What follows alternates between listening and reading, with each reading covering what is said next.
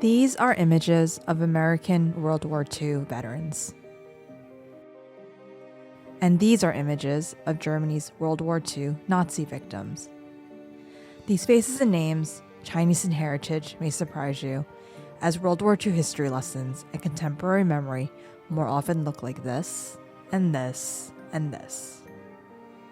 In the margins of history sit a plurality of untold stories, and this year, 76 years after the end of World War II and the passing of my grandfather, a Chinese-American World War II vet, I asked myself, what happened to the Chinese community in World War II Germany?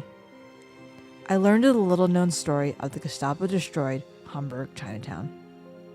I traveled from New York City to Hamburg, Germany, and met with historian Dr. Lars Amenda to learn more.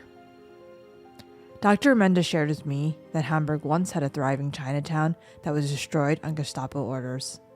A bustling maritime city, Hamburg had seen many Chinese laborers, some who established businesses, residences, and relationships. Trade begets the exchange of ideas, people, and cultures, and a small Chinese community began to take root. While the community was always subject to racism, it only intensified with Nazi ideology and China's declaration as an allied power.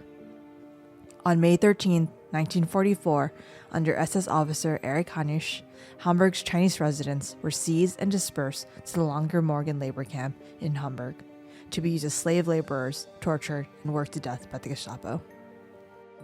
We visited the former Chinatown and found small traces of this history intentionally preserved. At the corner of Schmuckstrasse and Tallstrasse, 13 polished stones glint and gleam.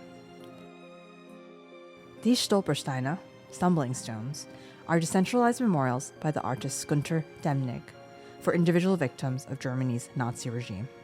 In front of the streets and homes where these victims lived, over 75,000 stones name these victims, unfolding the past into the living present.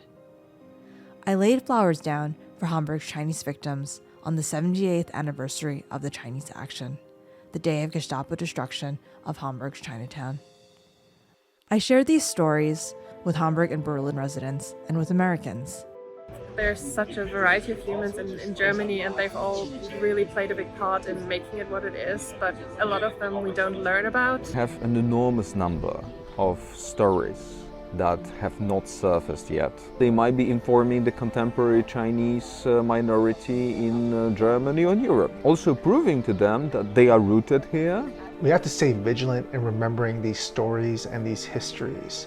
Whether it's the contributions of Chinese American and World War II veterans or German Nazi victims, when these stories go untold, there's danger for the future. It's important that we explore these untold stories because they help us dig deeper and understand more about our shared past.